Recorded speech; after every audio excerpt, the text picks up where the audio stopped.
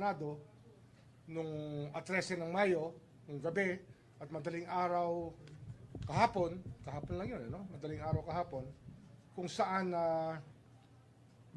nagkaputukan at tila tumakas sa protective custody ng Senado si Senator Bato de la Rosa na mayroong warrant of arrest galing sa ICC.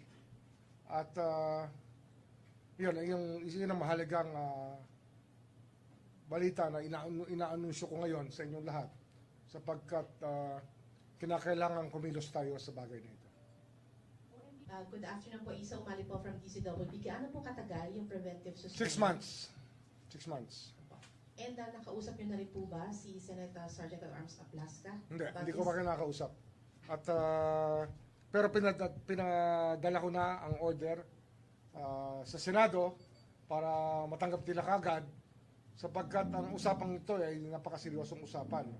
Sa isang opisina na itinatag ng ating saligang batas, ang mga pangyayaring ito ay hindi katanggap-tanggap, lalo-lalo na na siya ay gumaganap bilang Sergeant at Arms at siya pa nagpaputok unang putok ng baril.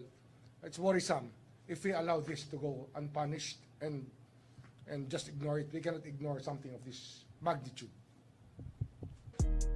Good day po sa lahat, si Fiscal EG po ito.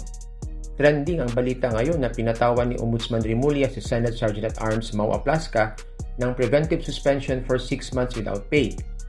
Kaya ang tanong ng marami, pwede ba talagang maabot ng Ombudsman ang mga opisyal sa Senado? Simple lang ang sagot. Yes, pero may limitasyon.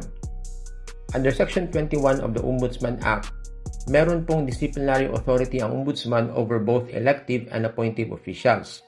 So, ibig sabihin, sakop niya hindi lang mga government employees under his office, kundi pati mga halal o appointed sa buong gobyerno. Pero hindi po absolute ang kapangyarihang ito.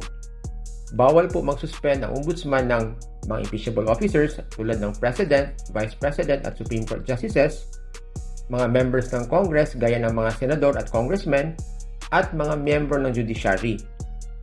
Ngayon, importanteng linawin ito.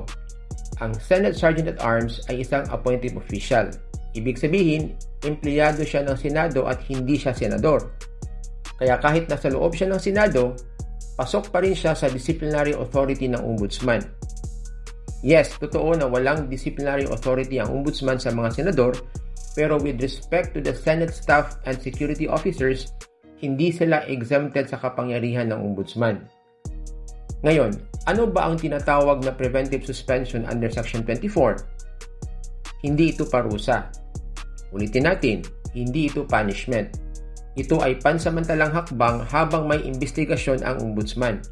Parang time out ika nga muna sa trabaho. Piskal, bakit ito ginagawa? Para po maiwasan na maimpluwensyahan ng nasabing opisyal ang mga testigo at para hindi mawala, mabago o masira ang mga ebidensya. Question, Fiscal, hindi ba ito pakikialam sa Senado? Hindi po. Nilinaw na ito ng Korte Suprema sa kasong Buenaseda vs. Clavier, kung saan sinabi ng Supreme Court na mahalagang payagan ng Ombudsman na mag-issue ng preventive suspension. Bakit?